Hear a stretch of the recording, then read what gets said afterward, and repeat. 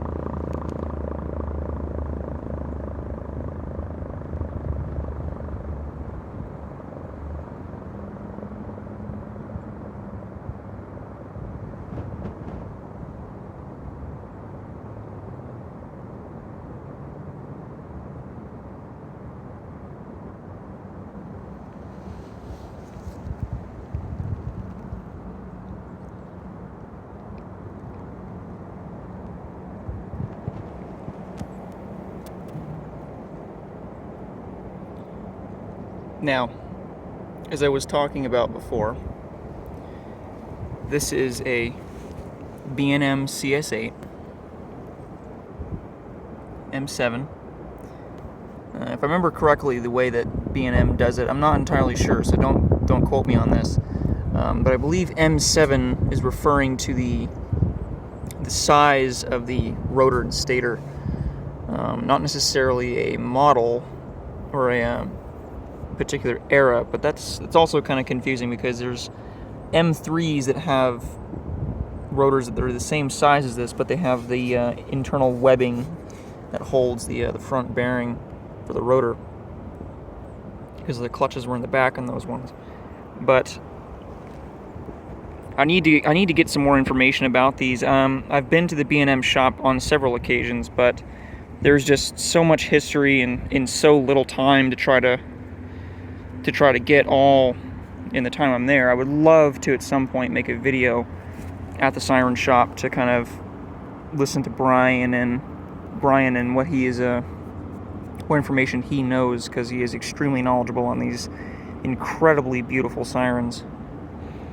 Now, the brush gear is in really good shape still, which is good to see. It does have the red motor cap, and a lot of the chrome is actually in pretty decent shape. It's not actually that bad.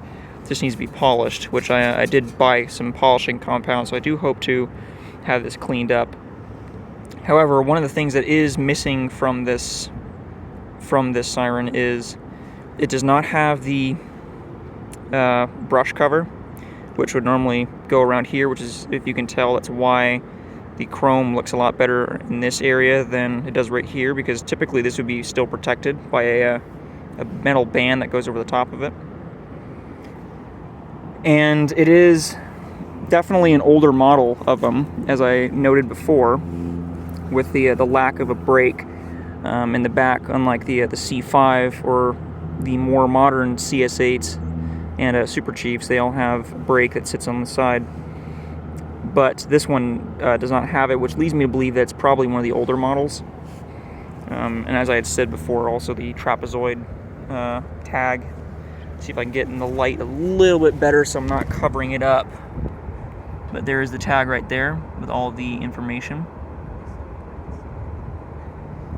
And this is looking down the throat of the horn. The horn is also dinged up too. That was like that when I got it. I did get this on eBay. I got it for one hell of a steal versus what they typically go for. And I could not be more pleased with it. And looking on the back of the motor, there is the serial number there, 2402, and then 12 volts, denoting just the motor voltage for it. So my assumption is that it's either, I don't think it's as old as 1924, because if it was 24, I'd imagine it'd be 6 volt. But I do, however, think that it's possibly 1942, but again, don't quote me on that. I'm not entirely sure of how to date these things. I did leave a message with Brian, the current owner and machinist at B&M, to see if we can kind of glean when this was manufactured. So I would love to know more about the history of it and see if maybe we can even figure out, you know, where it was in service at specifically. It'd be really interesting to know.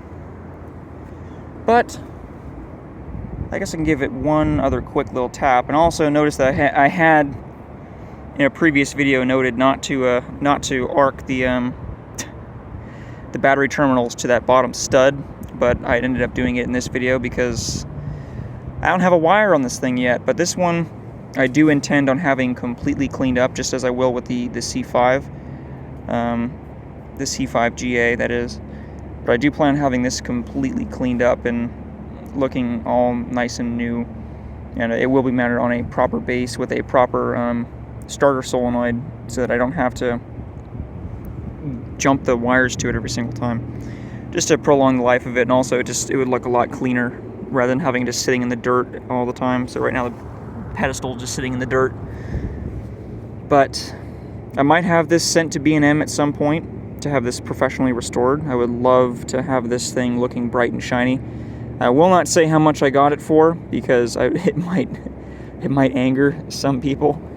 But I got it for a really, really good price. I think that the person who had it, unfortunate for him but fortunate for me, had no idea what he had. And what I also do intend on doing is, if I do find out that this is one of the older models that would have had no brake, I do intend on putting a brake clip or a rotor stop clip in one of these ports in order to have it be more accurate to the time period, because as far as I've seen, none of these videos of that 911 caddy, or there's another YouTuber that has also made Henry445, I think is his username. None of the videos that I've seen, or any of the videos regarding these sirens, have the old rotor clips in them that were inserted into the rotor slots to prevent the siren from windmilling on the highway, because, as I said, this doesn't have a brake on it, so there was no way of the driver to stop the siren from coasting. It does have a slower, or a much quicker coast down than the C5, but I would imagine this is because this thing has not been exercised very much. It only gets used once a year, from what I could glean from the previous user. But I do intend on, like I said, having this entire thing restored and probably having the bearings cleaned, or even just replaced altogether. But that will all come together in a following video at some point.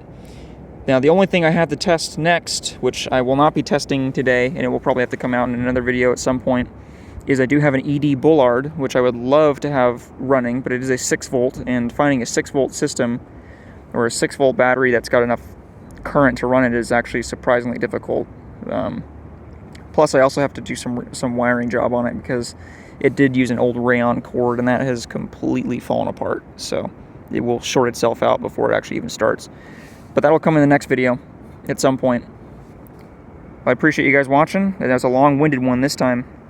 But, yeah. Leave a comment if you got anything else to say. I appreciate it, guys.